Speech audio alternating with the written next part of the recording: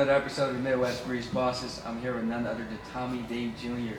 Finally got it in, yes sir. Tommy, it's 2023, man. You looking good? You feeling good too? Yep. New location. New location. Let's talk about that. When I first met you, you were on Washington Avenue, I believe. Yep. Over there near, what is that bar on the corner there? Bullwinkles.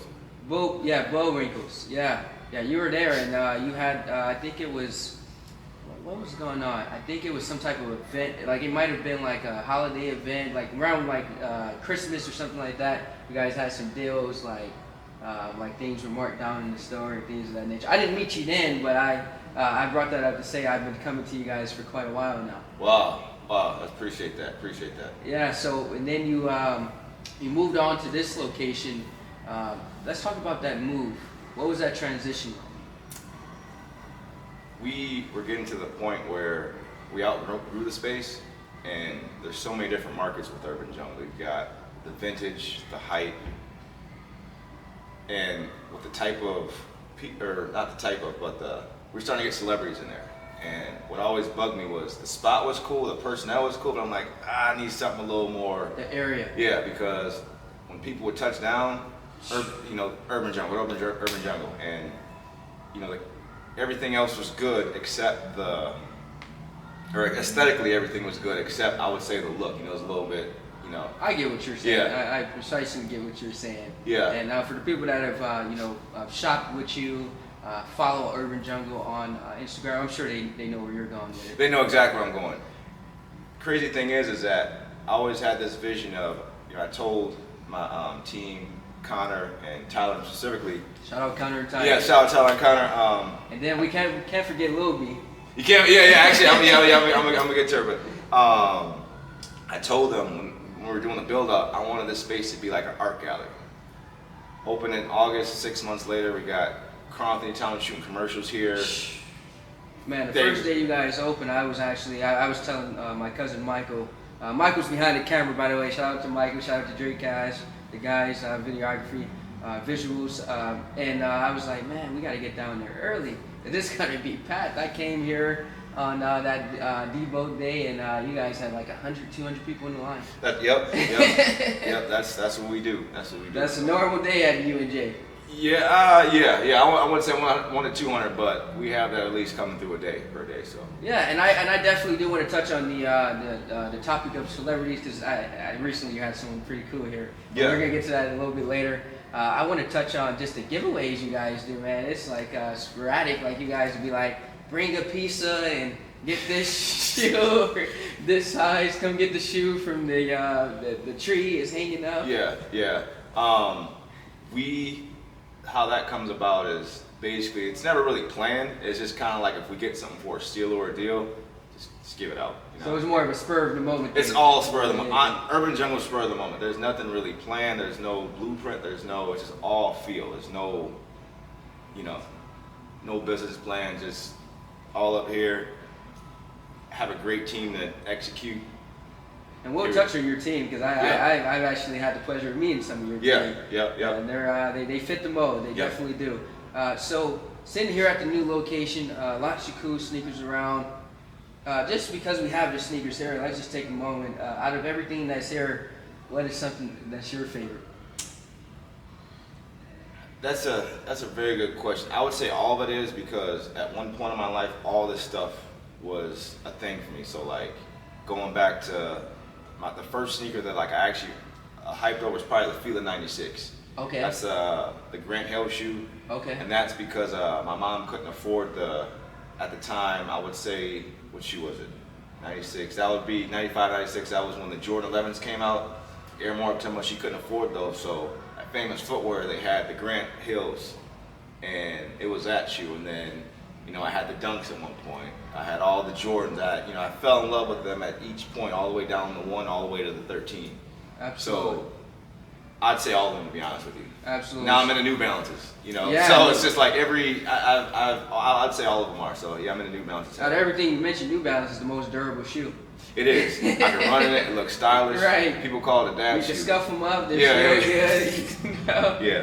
Yeah. New Balance. They're gonna have to give you that sponsorship after this, man. You shouting out New Balance. One day, yeah. It's a very, very durable shoe. But hooping shoe. I run with the Kobe's. I always rock the Kobe's. Rest in peace to them. Absolutely, the Mamba. Black Mamba. Yeah. And running is New Balance for me. So. Yeah, that was kind of untimely. I kind of want to hop around a little bit here. You mentioned 96, so I kind of got to tell. I was born in 97, so I don't know nothing about 96. With respect to you, shout out to 96. Yeah. So, Mom was really the one that actually purchased your shoes, things of that nature. So, growing up, your household dynamic, of course, you had your dad, you had your mom, correct? What was that like? Was Dad an entrepreneur right out the gate, or what was that like? So, to give you my background, my dad is from Racine, Wisconsin. It's about 45 minutes from Milwaukee. He came here from, Wisconsin, and he came here for the Minneapolis scene. So he came when Prince was getting hot back in '84, and he was a musician and drummer. And him and the family felt we had to be there. We got to be a part of that. And they were here, and we've been here ever since, basically. So, and how he started was basically got pregnant, or they, found out Mom was pregnant with me at 21, so we had to put that on hold and focus on work, and that's where he started his career as a cook, basically. And all that game led to Tommy's Pizza. Stayed in that pathway. Yep. Tommy, which is located in St. Paul, by the way. That's correct. People that are going to be listening in, what street in St. Paul is that? That is on. It's not Grand, right? It's Snelling and Selby. Okay, Snelling and Selby, right there by that Lunds and Barley's there. Yep. Whole Foods. Yeah. Oh yeah. Yeah. So you mentioned Racine. That surprised me because the whole time I thought you were from Chicago. So my dad's from there. Okay. But I'm from here, South Minneapolis. Okay. So, Okay. Yeah. Shout out South Side. I'm on the South Side. Nothing against the North Side. I love the North Side. My people on the North Side might feel some type of way if I didn't highlight the North Side. Crazy growing up, just what was going on in the streets, there was always that divide. But that's a whole nother, not divide, but like, you from the South Side? Are you from, but that's a whole nother topic, but yeah. So and are you an only child, or do you have siblings? I'm the oldest of 7. Okay, the oldest of 7. Wow. I can only imagine what that's like. I'm the oldest of 3. Oldest of 7, I'm 35, and my youngest brother just turned 13. Okay. Yep. Yeah, my youngest brother just turned 21. Wow. Yeah, back in October last year. Yeah, he's coming to being. He actually owns a clothing line. Shout out Noblesse one time. Okay, definitely gotta check that out. 25. You mentioned quite a few names recently, so it's only right that I ask you. How does someone go about becoming a vendor with Urban Jungle? How do you seek out your vendors in those partnerships? So, how the flea market was born was when Urban Jungle was being open. They just said, wow, we want to be a part of this, and there's just no way with the spacing that I could have that. We just want, just kind of like a piece family. We just want to put our stuff in there. Can I get a rack? Can I get a space? And that's where the flea market was born. I looked in the parking lot, and I'm like, you know what? We're gonna have a flea market here one day. Utilize this. Yep. And that's a whole nother branch of Urban Jungle. Oh, absolutely. Yeah. And that's coming up. Why don't you relate a date from when they can expect that? It's been postponed and pushed back a little bit, but. Hey, shout out to you for doing that. Yeah, it got postponed, but it got postponed due to weather. And I just had an eye opener with that. I didn't realize how many people look forward to that and take that seriously. Gotta love that Minnesota. I did not know that. And when I rescheduled, people were like, "What? You rescheduled it? This is Minnesota?" How could you? So, but the next date we're shooting for 2 weeks from now, and I'm actually looking at doing it bi-weekly. Okay, and don't hold them to that because the Minnesota weather gets crazy. Hey, rain, sleet, or snow, we're gonna have that. And hell, you can't forget hail, tornadoes. You better pop out there with that. Everything goes in between. You just gotta be prepared. Looking at these Phillies here, man. So more so when I said vendors, I mean how do you get the Nike branded and the Jordans and things? How does that work? So what we are is essentially people bring the stuff in and sell it to us. This, I would probably say 60% of this merchandise was purchased from people bringing the stuff in. I give them a quote. We come up with a deal. We buy it. We either buy, sell, or trade. I sure knew about that, man. That's how I met you. I came in. I was reselling some stuff. Yeah. I popped in recently, and I forget what I think they were the Canyon purples. took a dab at the resale game, and The fours. Yeah, I actually had to take a loss on those, man. You know how that gets. That's part of it. That's part of it. Wins and losses. So I want to touch back on the wins and losses, but before I go there, I want to go back to the very beginning. When you were thinking about, when you had this dream, was it a dream for you, or was it maybe someone else bestowed the idea of opening a space where you can get hype, forgive my language, but hype beast apparel and nice sneakers and things of that nature? How did you formulate the name, and what names did you come up before you landed on this name? I'll start from the beginning, how this process all started. So I've always been into, streetwear, vintage, just the stuff that I grew up on. And I've always been thrifting since I can remember. I always go to thrift stores. That's really where I got my wardrobe. I can remember when I'd be thrifting and people like, why are you getting them dirty ass clothes? Like, what's up with that? This is what I do. And I moved out to Los Angeles, and I remember I couldn't get a job. And so I'll be thrifting out there, and I'm like, I can't get a job, I'm staying with my aunt. Let me just hit these thrift stores and sell these snapbacks at the time. That was really popular. The Tisa snapbacks? Exactly, yeah, bro, yeah, the Tisa snapbacks, exactly. The Tisa snapbacks in like 2010 and 2011. And I put the stuff on eBay. I sold it, and I was able to pay my rent. And I was like, whoa. I got something here. And I've been doing it ever since, consistently since 2009, 2010, as like an actual business. And so I did it consistently for about 6 years, up until 2016, when I lost my job. And my background is actually banking corporate. I've been in the banking since about 2006. I didn't know that. Yeah, since about 2006. And I gave it my all. I remember I got married, and they ended up firing me. Well, not firing, but let the job go, laying off. And that really broke me down, because I'm like, yo, I gave my all to you guys. And so I said, you know what, I don't care if I make $200 a week, $300 a week, I'm gonna do this for real, and this has to work. And fast forward now, here we go. Here we are, new space, new year. And after selling online, I couldn't connect with them. I'd be happy with the sell. I'm like, man, I wish I could just dap them up and be like, hey, thanks for the business. How do we? And I'm more of a people person. And so we started off doing pop-up shops with a group called the Kings of Vintage. Okay. Shout out the Kings of Vintage. Shout out Kings of Vintage, yep. Shout out Jake Webb. Shout out Connor, John, Jeff, Timmy, Riley. That was the core group. That was or Jeff and Jeffy. That was the core group. That was a part of it. And everyone else in between that. Sometimes when we're giving them shout-outs, we might not remember everything. Yeah. And at the time, we were the main thrifters in the city. There was only probably about 10 of us that actually took it serious for real, that actually wanted to take it to the streets. And we just kept evolving, and here we go. 3 stores in, 3 stores down, continuing to grow. So. Absolutely. You're continuing to grow. I'm never satisfied. That's like a gift and a curse. I'm always wanting to absolutely. I know upgrade. all about that, I feel like this place is 60% done. Yeah. So that's just how. Yeah, you took me through a tour here a couple weeks back. Yep. When we were trying to, get everything on board. Nice space there, nice layout. Appreciate it. Absolutely. Going art, New York, LA art gallery type with the.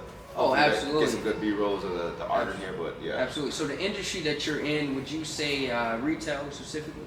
Yeah. Would you say it's retail? Yeah. So when it goes into competition in the market, how do you feel that you stand out? I don't really. That's the one thing, you can't really worry about the competition, because if you're really deep and focused into it, that's all there is. It doesn't matter what this or that's doing. It's what are you doing?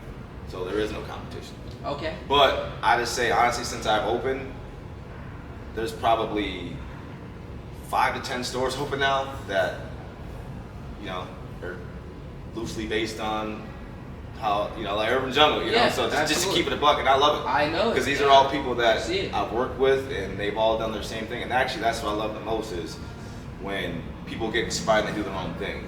I just seen an article where a store in Wisconsin, I inspired a store in Wisconsin to open. And actually another story I want to touch on, shout out Philip. He's got a store. He came into the store one time, and we were chatting up about the vintage and the market, and he's a Christian, Okay. real strong Christian base. And I'm like, yo, what if you open a store that was just sold, the focus was Christian based stuff? A light bulb went off. He's opened up in Oklahoma with the store, and that's just what it's about. That's what I love to see, where I can inspire others to do, if it ain't this, that, so, or their own thing in an entrepreneurial way. So that's what I love the most. So Absolutely. And it's not necessarily about getting the credit. no, I don't care about the credit. Right. It's just, I know. Know. It all comes back around. It all through karma and energy, and it all comes back around. I want to pause and reflect on a very, I want to say, a tragic moment in Minneapolis history. Well, let's just say world history. You were centrally based in the area in which it happened. George Floyd's untimely death and the events that followed. How did it impact you individually, and how did it impact your business? I got criticized a lot during that time because I'll just explain that whole thing, because I seen where it was going.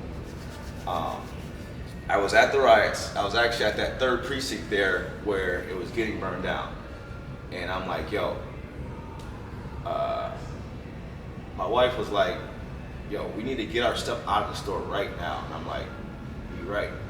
So we get our stuff, we go to the store. Next thing you know, it's in the streets now. The looting, the everything. And that, I don't want to, that's not a big deal, but it affected me in a way. I think it affected everyone in a way when everything turned to the streets. Rest in peace to George Floyd. It was something that, it was a movement that had to be done, but where it hit the streets, that's where it affected me in a couple of different ways, because it's just like, why are y'all, this is what feeding the streets. Urban General's put millions in the streets. We do these buyouts, millions, in the buyout, so it's just like, I get it, it's bigger than me, but that's just, I would say, how it impacted me when we're literally having shootouts in the back parking lot. Absolutely. With people for, a week straight. That's just really, I would say that's how it impacted. But overall, it's something that had to be done and push the world forward, and here we are. So rest in power to Butterfly. Rest in power. Yep. One time. Yeah. So we're sitting here in a new space. I'm just looking at what you got on, man. Look, those the Virgils, and and rest in power to Virgil Abloh. Rest in peace to Virgil. Yeah, Virgil Abloh. I always never said his full name. I always say Virgil, but or off white. But no, he's honestly Virgil, Kanye, all those guys.